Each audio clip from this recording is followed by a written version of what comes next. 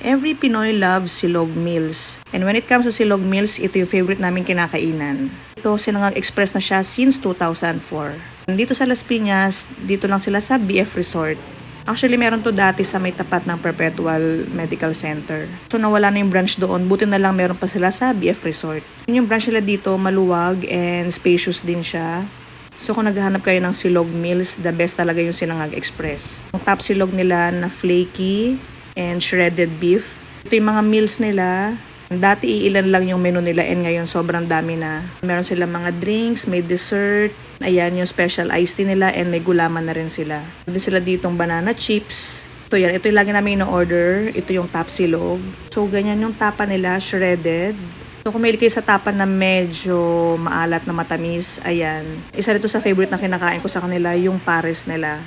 Every meal nila kasama na yung rice. So yan, ganyan yung texture ng tapa nila. So ganyan yung texture niya. Hindi pwedeng hindi ka mapakanin. Yung proper way paano kainin yan, ganyan siya. And then yung sauce niya, yan yung ketchup na may vinegar. Ilagay mo sa tapa, then ayan.